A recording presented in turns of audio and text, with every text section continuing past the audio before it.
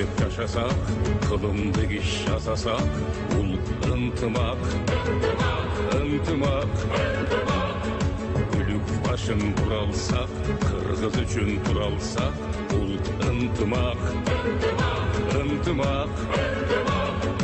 Аты жөні өңірсі, ата жұрт деп жөнөсі, ынтымақ. Ынтымақ. Елді судан өткөрсі, ерлер туыны көтерсі, ынтымақ.